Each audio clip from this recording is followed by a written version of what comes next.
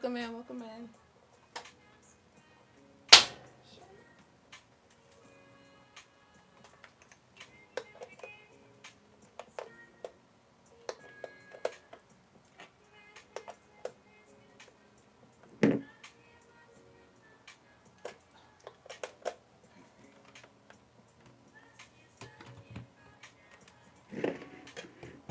So let me get. Okay, so today we are going to be making chocolate oatmeal cream pies with peanut butter filling. So I want to start back using my scale to start weighing out my ingredients again. So I will be giving the cup measurements as well as the gram measurements for this recipe. So we're going to start off with half a cup of butter, room temperature softened, and this is actually going to be 115 grams of butter.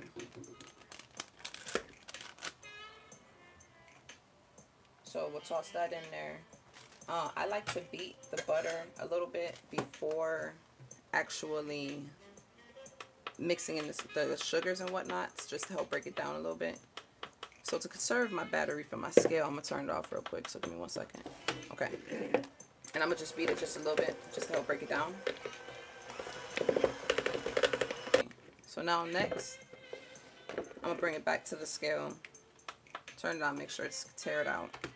So if you're not familiar with using a scale, we're making chocolate oatmeal cream pies with peanut butter filling. Sorry about that.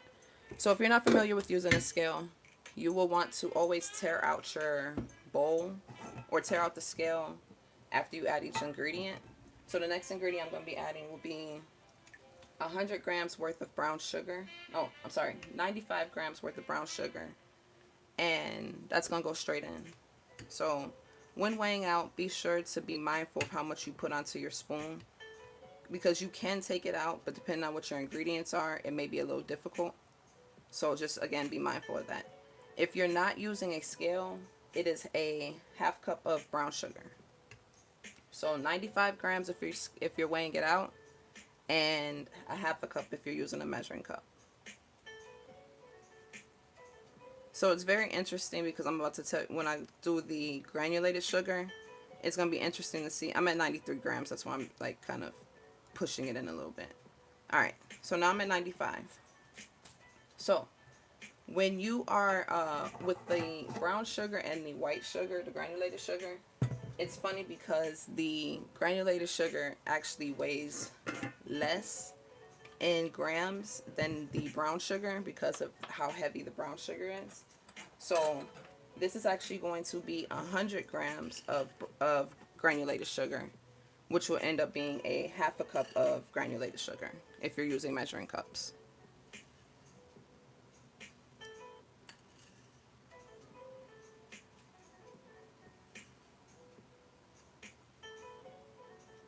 So, there we go. I did a pinch too much.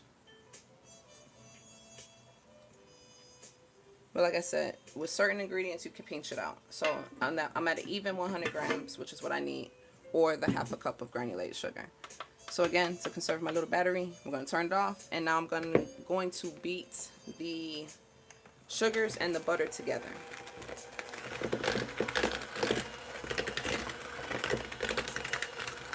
So I have it on speed 2. You can use a spoon, of course, or a spatula. By no means am I trying to work that hard right now. So I am definitely just using the beater. And we're going to cream it together. So it's a little light and fluffy and cohesive in its texture. So that can take about 1.5 minutes to 2 minutes. So I like to sometimes turn the bowl as I'm doing it. And I mix it around.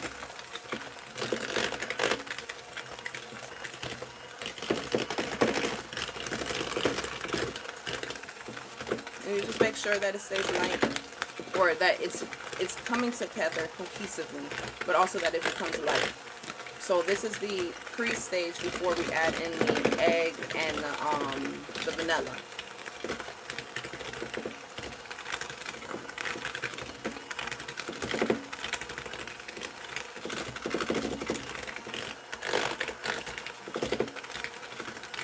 Hey, Cheyenne.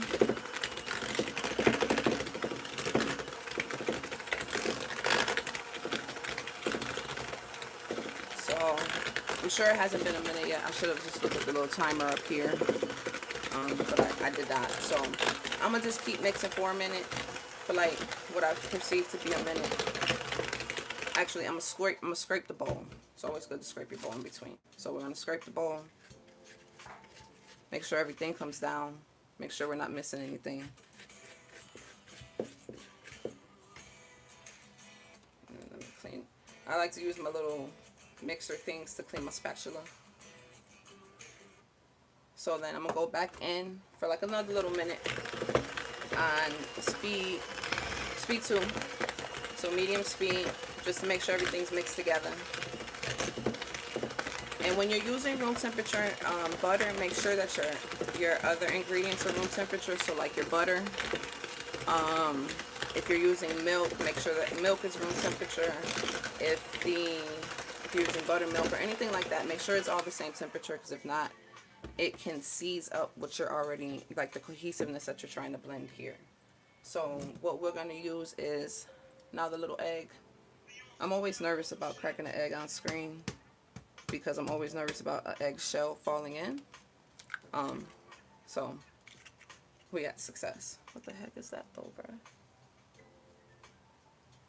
Or weird stuff like that happening. I don't know what that was, but we got it out of there. So, and then now we need a little bit of vanilla. And give me 1 second, because okay, I was gonna say I pulled it off to the side earlier.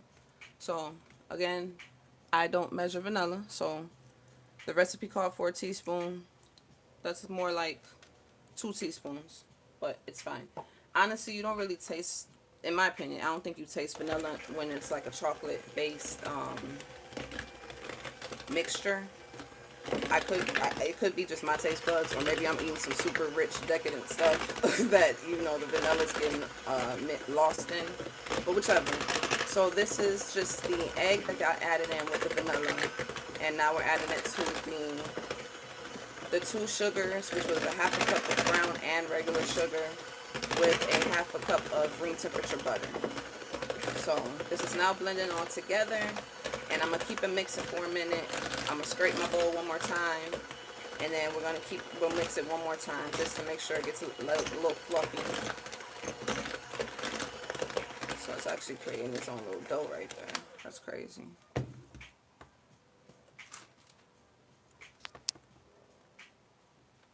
And it's with oatmeal cookies, essentially what you always want to do is fold in the oats. So when I get to that part, you know, you don't want to use the mixer for it. You can use the mixer for the adding the flour part in. And in this instance, we'll be adding cocoa powder as well as flour. So you can use it for that. That's possible. So you can always add in, I'm sorry.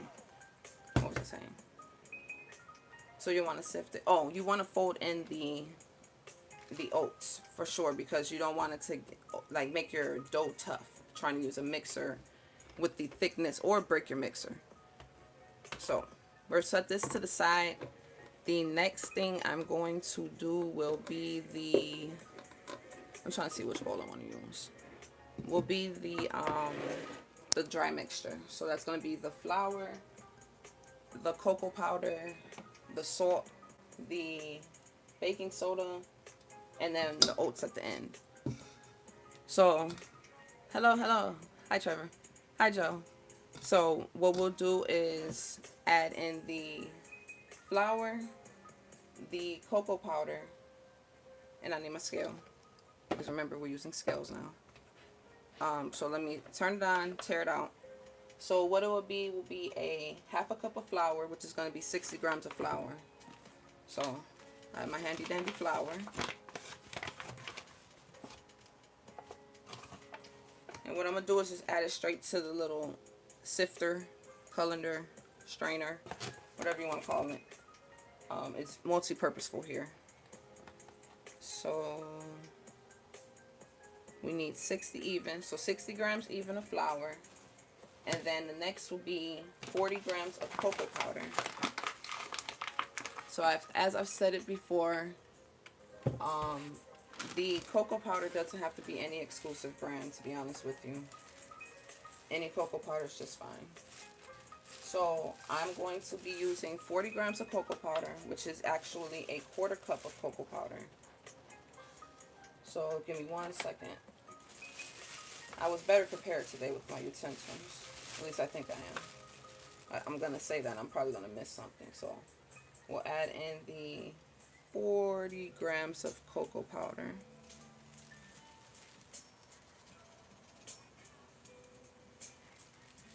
Cocoa powder absolutely needs to be sifted because it gets clunky, obviously, as you can see, no matter how you store it. So always sift your cocoa powder. You don't want to get clunks. I talked about this in my ice cream video. You don't want to get clunks of cocoa powder in a cookie, in a batter, in anything. It's not a delicious feeling. Trust me, I promise you. The texture's crazy. It's like well, I guess if you like, I always do that. Well, I guess if you like truffles, then you may like dried cocoa powder. But me personally, I pass on truffles because of that particular aspect of them. All right, just went up to 41 grams because you know what? It's fine. So set that off to the side. Next is salt. The exact measurement is a ½ teaspoon. Y'all know, you should know me by now. We're just gonna do some sprinkles. Sounds good. That ended up being about a gram per se, maybe. Yeah, about a gram. And then a teaspoon of baking soda. See, me saying I was prepared. I forgot to grab the baking soda and the teaspoon. So let me grab my teaspoon.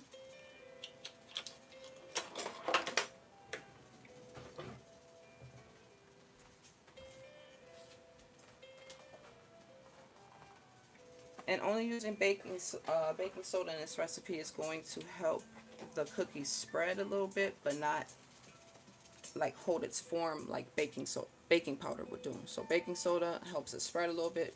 Baking powder helps it rise. So that is 1 teaspoon of baking soda.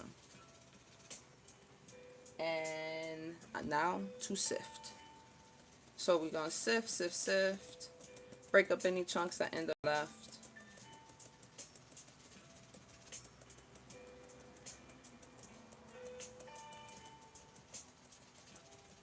And I've learned to get in the better habit of whisking the dry ingredients after sifting them to help incorporate all the ingredients. So if that's something that you don't do, I do suggest trying it out just to see if you notice a difference.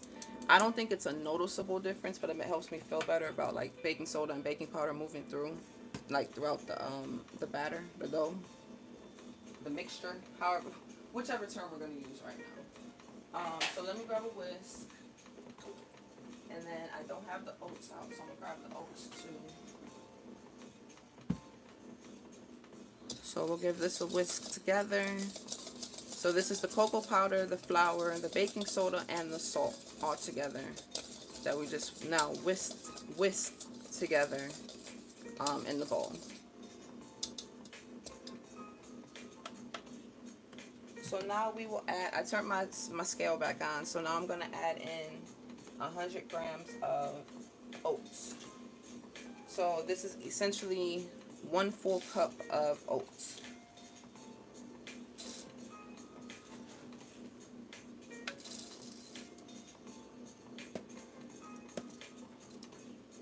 Alright, 100 grams of oats.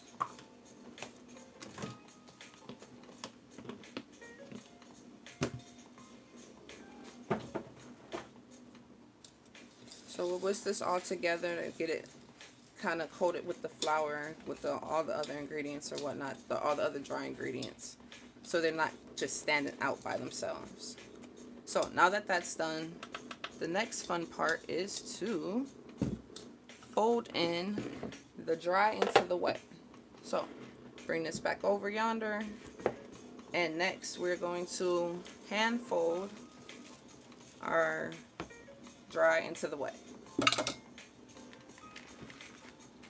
So this is when a nice little sturdy spatula comes in the hand, and For the record, also, let me just state this. This is my first time doing this recipe, so let me clarify. Alright, and then we'll add the rest of the dry ingredients so we can get a stiffer dough that we can actually, like, scoop out. So this is a little loose.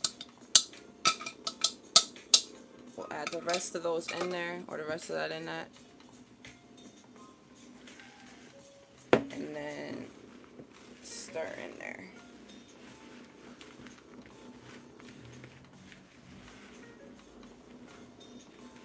I'm not gonna lie to you. It's a very dry dough. Okay, there's the moisture. I was gonna say, where is the moisture? There we go. Got nervous.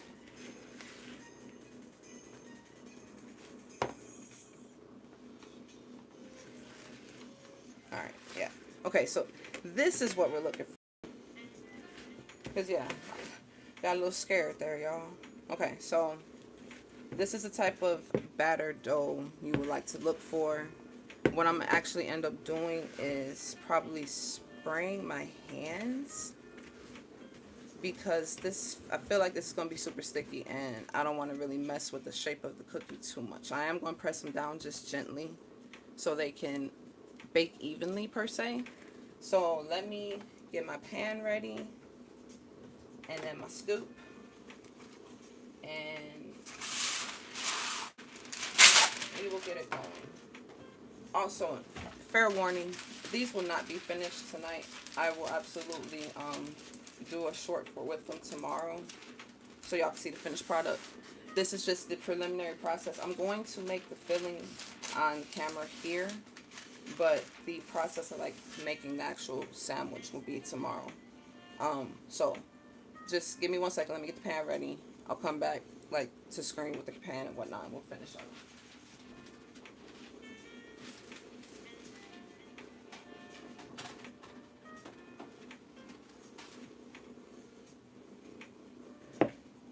Okay, move my sugar. We can move this. Bring this right here.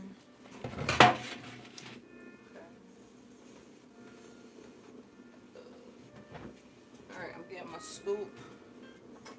And the smart thing would be, if you want a more even amount of cookies and or even like overall sandwich, would to be to weigh out your dough.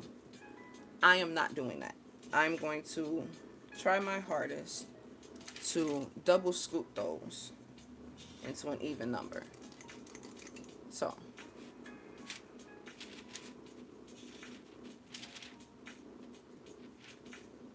okay, and I know I'm gonna have to go through and flatten them. That's fine. I just want to get the initial process going. So it's essentially 2 flat scoops of the scoop here.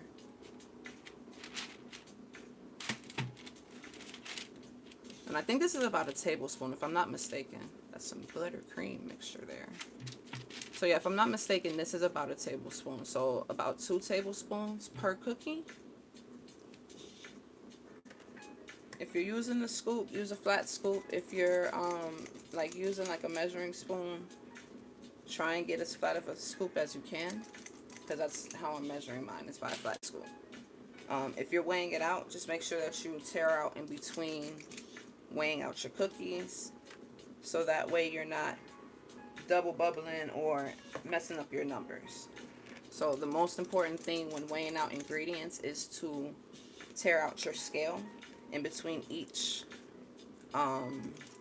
ingredient, to ensure that you're weighing it at 0, with like basically with like it's nothing in the bowl per se.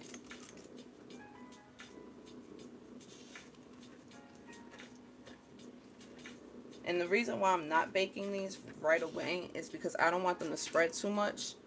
And if you know anything about cookie dough, unless it says to like immediately bake, like because of how it's gonna bake out, I don't. So, and I don't recall this one saying to immediately bake out. So I'm going to go with my usual motion with how I make cookies, and I'm going to freeze/chill my cookie dough before I bake them. And some cookie doughs definitely say, hey, you need to immediately bake these because they give a different effect. I've seen like a 24-hour cookie dough recipe before, or 48 hours, something like that. It was crazy.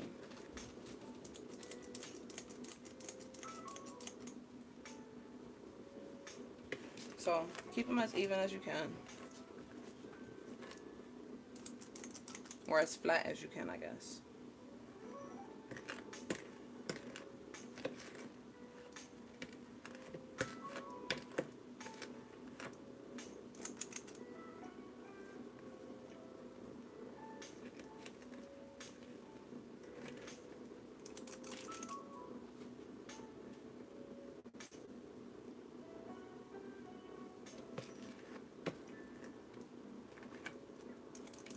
Alright, so now I'm honestly going to start smashing them down just a little bit to see what my space looks like. I want to touch them, but I literally don't want to touch them. Okay. Give me a second. Little known trick. I don't know how known it is actually. It could be a very known trick, a very well known trick. But if it's not a known trick, spray your hands with some oil, and it'll help become like a non-stick surface for like the first two. And then after that, yeah, then you're kind of at this process of where it's still going to be on your finger, but it's fine. Make sure that you try and keep them into a circle as you smash them, so that way it retains its shape, like the cookie shape, or the sandwich shape, I should say. So we'll flatten this one out since I'm already in here.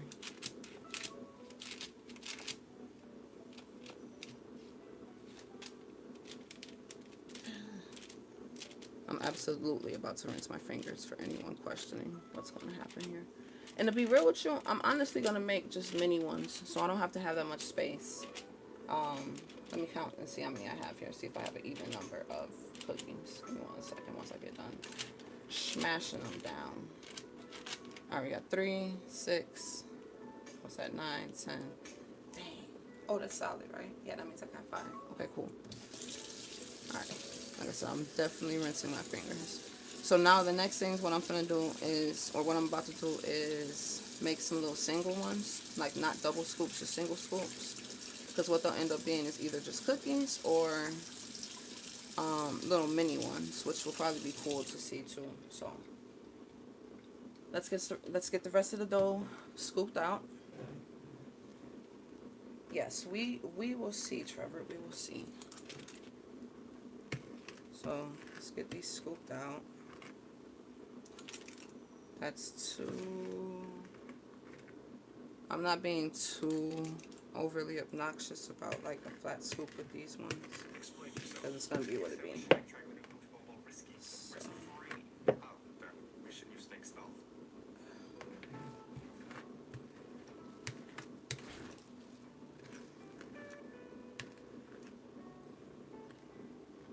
Alright. And then this one will go here.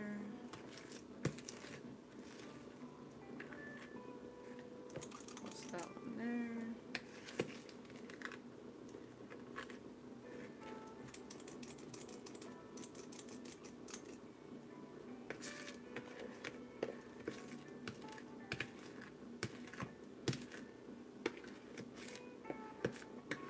Alright, let's see. That's going to be a bigger one, but it's fine. Okay, so now that is done. I'm going to set this off to the side as well. I'm going to go put this in the freezer just so they can start like chilling, cooling, setting, relaxing, all of that jazz. And then I'm going to have to wash one of my mixers, one of my beater things, so I can make the frosting or the filling. So give me 1 second.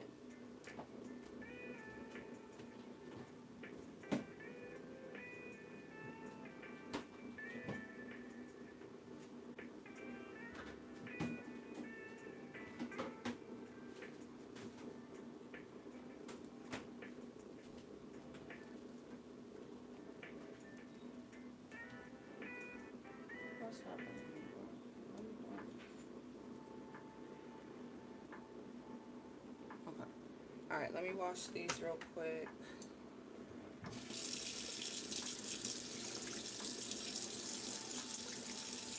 Because I'm gonna make, like I said, I'm gonna make the filling on camera. And then that will be the end of this. And then tomorrow I will post like the baking, like the baked cookie with the filling in it all together. So that way you can see this is the how-to video, like the what you need to make the setup, and then the post up of how to finish it out. So we got those washed off.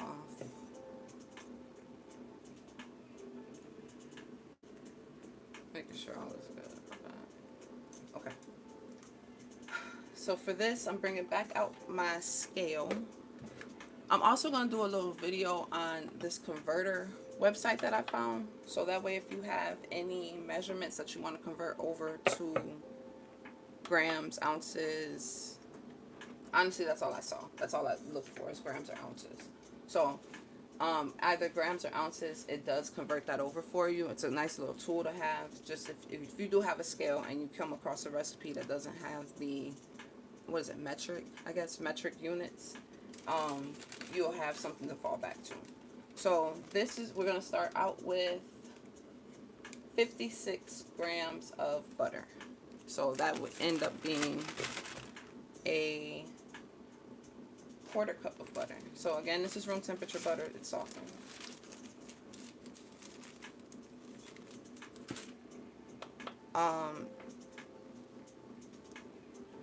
So then now I turn my scale back on. It says for 3/4 cup of peanut butter. I'm not going to use that much because I don't think I'm going to use that many. I don't think I'm going to use it for that many. So I'm going to tell you how much I'm going to use. Right now I'm at 65, 66. I'm going to end up stopping at like 80. Okay, 80. Alright.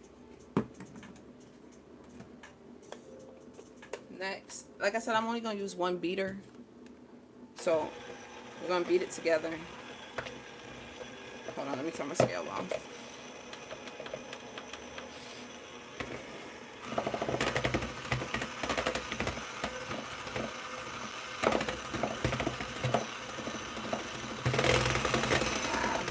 Let me first turn it down. So this is on speed 2. Alright. Bring back the scale. Now we're going to weigh out the powdered sugar. And I do not have a spoon for that. So let me grab a spoon so we can weigh out the powdered sugar.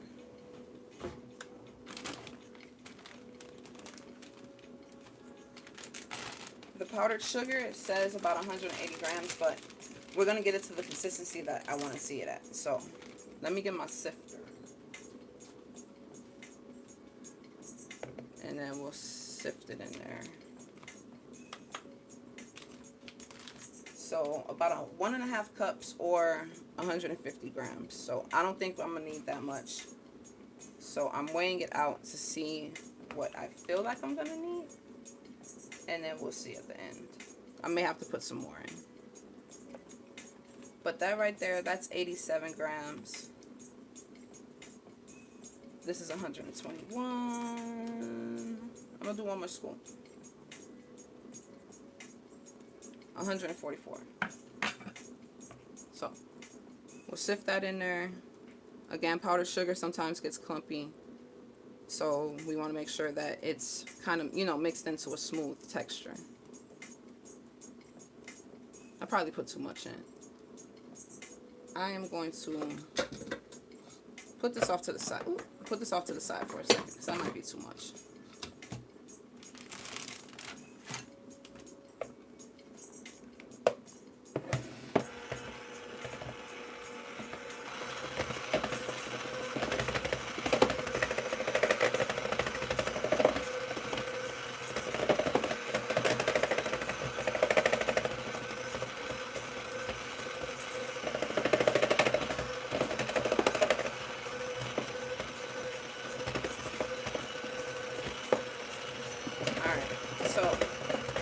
this is where you get a little bit of milk and add the milk in.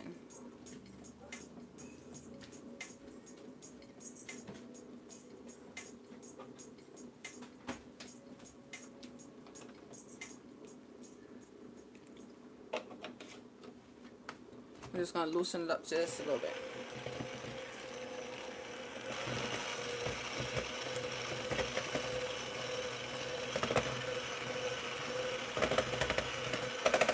Now, that was probably too much milk, so this is where that extra powdered sugar is going to come into play.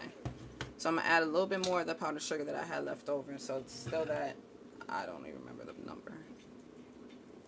But rewind it back if you need to get back to the number. I genuinely don't remember the number.